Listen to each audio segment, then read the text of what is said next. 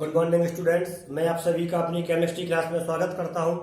Dear students, आज हम आवर्त सारणी में उपस्थित डी ब्लॉक और एफ ब्लॉक एलिमेंट को कुछ मैनोमिक्स के द्वारा आसानी से याद करना सीखेंगे।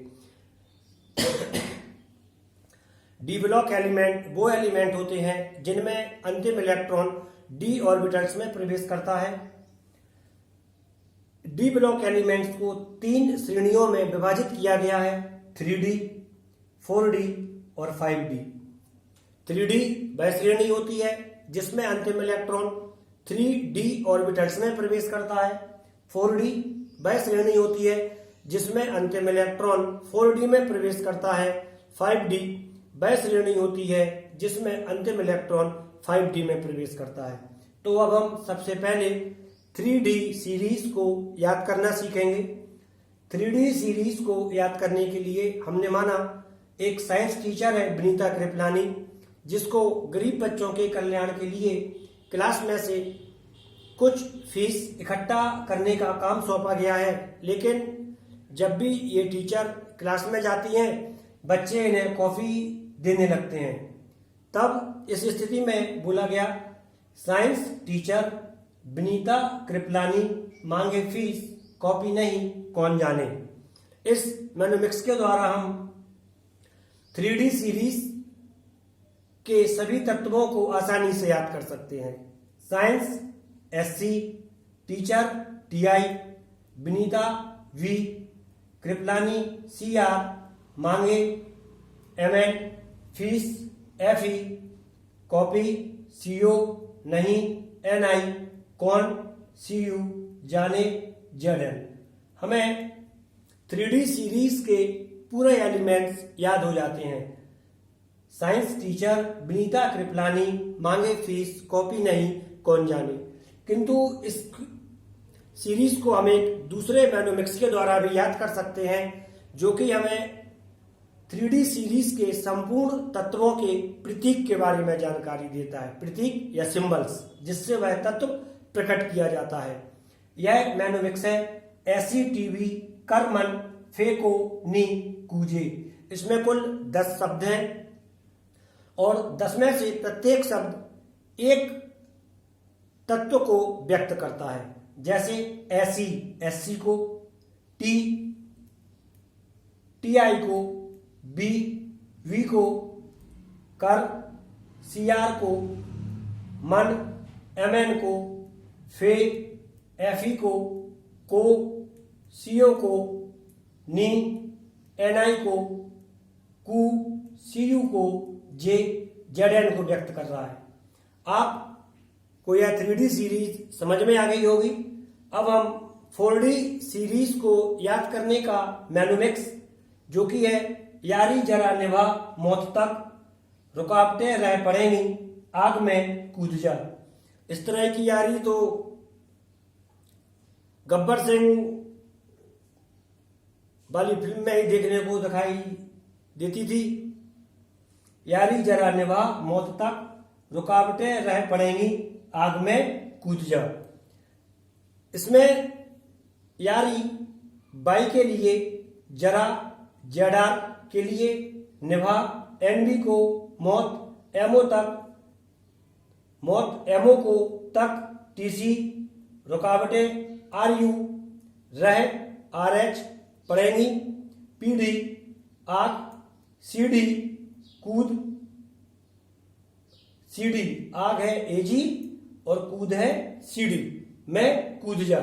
इसको व्यक्त करता है। इस मैनोमिक्स के द्वारा हम 4D सीरीज आसानी से याद कर सकते हैं। इसका एक मैनोमिक्स और है, उसकी यहां पे आवश्यकता नहीं है। यही मैनोमिक्स सही है, यारी जरा निभा मौत तक, रुकावटें रह पड़ेंगी आग में कूद जा। इसके बाद हम 5D सीरीज को याद करने के सामान्य मैनोमिक्स के बारे में अध्ययन करेंगे। इसका मैनोमिक्स है ला हफ्तारे, ला हफ्ता बरनारे, उससे इधर पिटाई और होगी। यह मैनोमिक्स 5D सीरीज को व्यक्त करता है।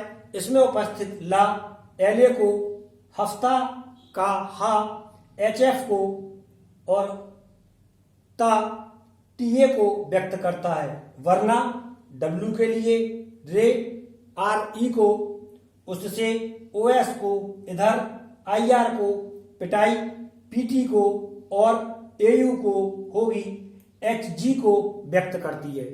डियर स्टूडेंट्स, आशा है आपने ये तीनों मैनोमिक्स समझ लिए होंगे और समझ में आ गए होंगे। आपको 3D सीरीज का मैनोमिक्स साइंस टीचर विनीता कृपलानी मांगे फीस कॉपी नहीं कौन जाने है।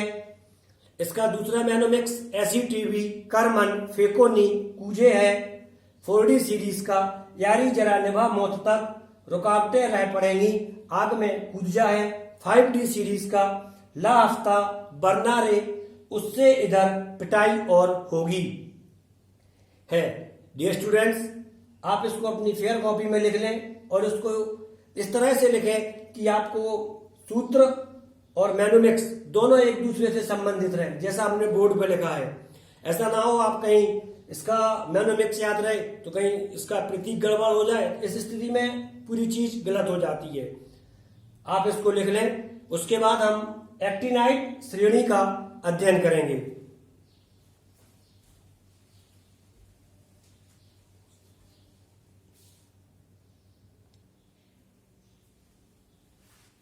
हाँ तो डियर स्टूडेंट्स, अब हम लैंथेनाइड श्रेणी याद करने के मैनोमिक्स का अध्ययन करेंगे।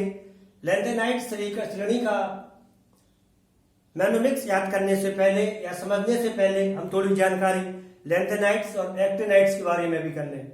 लैंथेनाइड्स और एक्टिनाइड्स इनर ट्रांजिशन एलिमेंट्स कहलाते हैं और इनमें अंतिम इलेक्ट्रॉन f ऑर्बिटल्स में प्रवेश पाता है, इसलिए इन्हें f ब्लॉक एलिमेंट भी कहते हैं। लैंथेनाइड श्रेणी में अंतिम इलेक्ट्रॉन 4f ऑर्बिटल्स में जाता है। एक्टिनाइड श्रेणी में अंतिम इलेक्ट्रॉन 5f ऑर्बिटल्स में जाता है। लेकिन लैंथेनाइड श्रेणी में लैंथेनम को नहीं रखा गया है, इसी प्रकार एक्टिनाइड श्रेणी में एक्टिनियम को भी नहीं रखा गया है। अब हम लैंथेनाइड श्रेणी में उपस्थित 14 तत्व और एक्टिनाइड श्रेणी में उपस्थित 14 तत्वों को सामान्य मैनोमिक्स के द्वारा याद करेंगे। सबसे पहले लैंथेनाइड श्रेणी का मैनोमिक्स है, सीने पर नदियां प्रेम की समाई, यूं ही गॉड तब दिन हुआ और तुम लाजवाब लगती हो। यदि इस लाइन का काव्य सौंदर्य देखें तो हमें हिमालय पर बहने वाली गंगा नदी की याद आती है, जिसमें हिमालय गंगा नदी को अपने साथ समाहित करता हुआ ले जा रहा है। अब हम इसकी व्याख्या करेंगे। सीने यानी CE, पर यानी PR, नदियां ND, प्रेम PM की इसीलिए सिर्फ जोड़ने के लिए लिखा गया है। समाई SM के लिए सीने पर नदियां प्रेम की समाई कुल 5 तत्वों के लिए व्यक्त कर रहा है। इसके बाद यूं ही EU के लिए गॉड, GD के लिए तब, TB दिन, DY हुआ, HO के लिए व्यक्त करता है। अंतिम लाइन है और तुम लाजवाब लगती हो, इसमें और ER के लिए तुम, TM के लिए लाजवाब, YB के लिए लगती, LU के लिए व्यक्त करता है। आशा है आपको समझ में आ गया होगा। स्टूडेंट्स, अब हम एक्टिनाइड श्रेणी के लिए अंतिम मैनोमिक्स का अध्ययन करेंगे। यह अंतिम मैनोमिक्स बहुत बढ़िया है। इसमें एक व्यक्ति है जिसे खाने पीने का बहुत शौक है और अब उसने डाइटिंग शुरू कर दी है। जब वो डाइटिंग कर रहा है तब प्लेट में खाना वगैरह नाप के ले रहा है और खाना लेते समय बोल रहा है, थोड़े पापड़ यूं नापो, प्लेट तो भरना है और उससे ज्यादा लेना भी नहीं है, डाइटिंग करनी है। थोड़े पापड़ यूं नापो, प्लेट में आ जाए आम, समोसा, बिरयानी। इसके बाद उसे ये सब मिल जाता है, तब वह कैफे में जाता है और कैफे में जाके बोलता है, कैफे में ऐसे फरमान मैडम नाश्ता लाओ। यह एक्टिनाइड श्रेणी का मैनोमिक्स है। इस मेनू में थोड़े पापड़ यू नापो में थोड़े टीएच के लिए, पापड़ पीए के लिए, यू के लिए, नापो एनपी के लिए, प्लेट पीयू के लिए, में आ जाए बाकी को जोड़ने के लिए लिखा गया है। आम एएम के लिए, समोसा सीएम के लिए, बिरयानी बीआर के लिए प्रयुक्त किया गया है। कैफे, इसी प्रकार अंतिम वाक्य में कैफे में ऐसे फरमान मैडम नाश्ता लाओ में कैफे सीएफ के लिए, ऐसे ईएस के लिए फरमान एफएम मैडम एमडी नाश्ता एनओ लाओ एलआर। यह लैंथेनाइट्स और एक्टिनाइट्स श्रेणी के सादा मेनोमिक्स थे जिसके द्वारा हम लैंथेनाइट्स और एक्टिनाइट्स को याद कर सकते हैं। आशा है आपको डी ब्लॉक एलिमेंट्स और एफ ब्लॉक एलिमेंट्स याद करने में आप कोई दिक्कत नहीं होगी। अब क्वेश्चन ये आता है कि डी ब्लॉक और एफ ब्लॉक एलिमेंट क्या हमें पूरे याद होना चाहिए? तो बिल्कुल याद होना चाहिए। क्वेश्चन आता है क्यों याद होना चाहिए? क्योंकि जब हम डी ब्लॉक एलिमेंट्स की स्टडी करते हैं या एफ ब्लॉक एलिमेंट की स्टडी करते हैं तब एक क्वेश्चन आता है इनके प्रमुख गुणों का वर्णन कीजिए। इनके प्रमुख गुणों में एक प्रॉपर्टीज या पहली प्रॉपर्टीज है नाम व प्रतीक।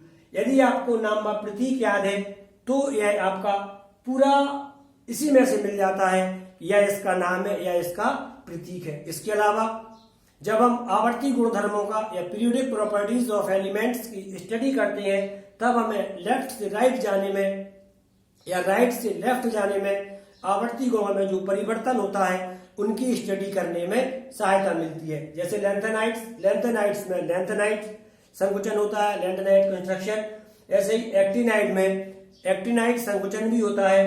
तो इन सबकी स्टडी करने के लिए हमें इसका सही क्रम आना आवश्यक है। यदि हमें ये एलिमेंट पूरे याद होते हैं तो हम इनकी प्रॉपर्टीज को बड़ी आसानी से एक्सप्लेन कर सकते हैं। आशा है आपको यह पूरा समझ में आ गया होगा।